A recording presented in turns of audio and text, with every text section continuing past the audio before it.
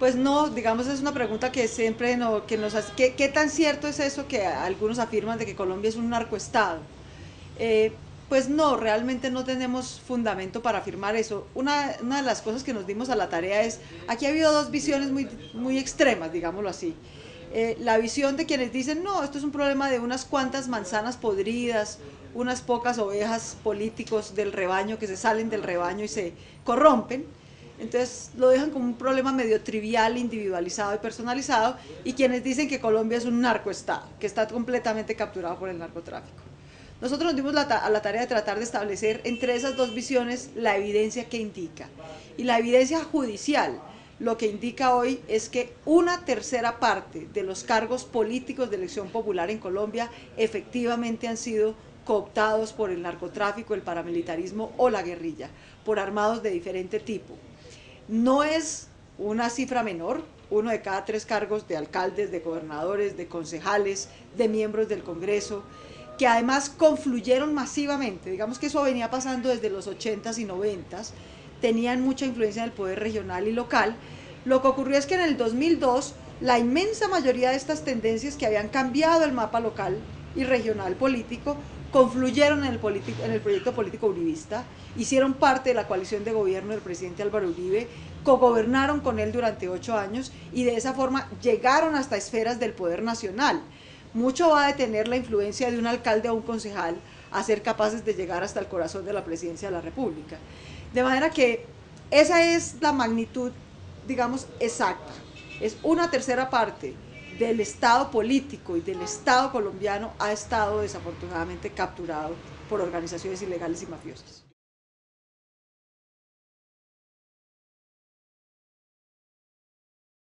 La verdad es que nosotros nos dimos a la tarea aquí de hacer una monografía departamento por departamento.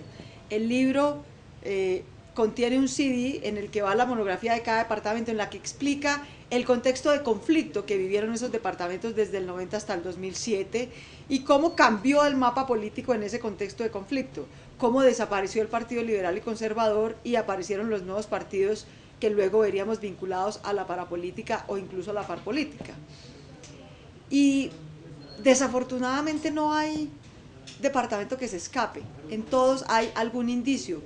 Por supuesto las dimensiones son distintas. Yo diría que más que captura, eso que llaman reconfiguración del Estado, es decir, haber cambiado sistémicamente el mapa político y la operación estatal, ocurrió en departamentos como Antioquia, Córdoba, Cesar, Magdalena, Santander, Meta, Casanare, para solo mencionar, digamos, unos ejemplos muy destacados, desafortunadamente, de la enorme nivel de penetración. Norte de Santander es un departamento que poco se nombra en la parapolítica, pero quizás es uno de los más cooptados a todo nivel.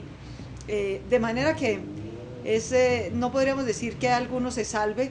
Tal vez en Nariño, por ejemplo, hay un poco menos de influencia, en algunos otros departamentos, pero en todos hay algún rastro de mafiosos, ilegales y políticos reconfigurando el Estado.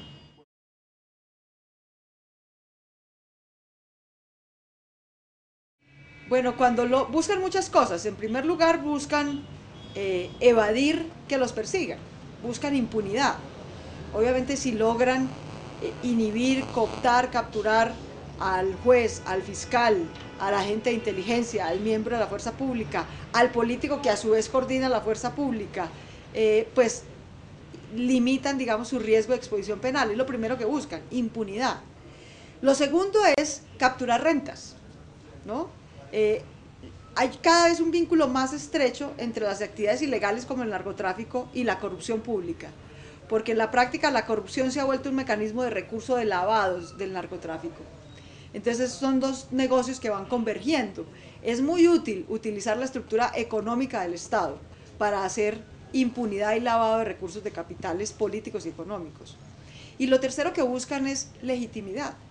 Legitimidad es que si logran disfrazarse de políticos y que no les digan parapolíticos sino honorable senador, y que no les digan mafioso sino señor alcalde, obviamente eso da un amparo de legitimidad y de legalidad que les permite operar en gran escala y cambiar sistémicamente. Cuando esos políticos aliados con los ilegales logran llegar a escenarios como el Congreso, donde se decide la estructura institucional del Estado, pudieron cambiar las normas de economía agraria, por ejemplo, para legitimar el despojo, pudieron cambiar las normas de justicia para proveer sin un alto nivel de impunidad, como la Ley de Justicia y Paz, pudieron cambiar el sistema político y electoral para poder usar los partidos y que no esos partidos, aunque avalaran a gente vinculada con la ilegalidad, no resultara sancionada. Entonces lograron cambiar la estructura institucional del Estado en su favor. Cambiar esa estructura institucional, tener legitimidad política y social, hacer operaciones de lavado económico y de lavado de capital político es fundamentalmente lo que buscan los ilegales al penetrar la política.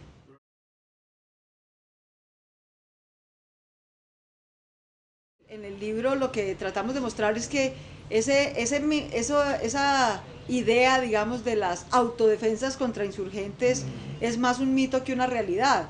La verdad es que el narcoparamilitarismo tenía propósitos más importantes que combatir a la guerrilla.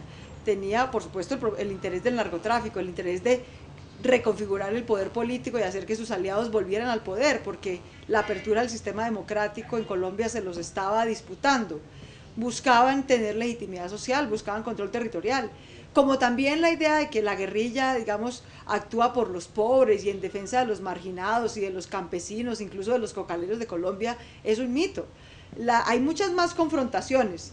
Nosotros decimos, la guerrilla y el paramilitarismo fueron muy machitos, digámoslo así, para pelear contra la población civil inerme, para arrasar campesinos, para masacrar a mujeres y niños en pueblos enteros.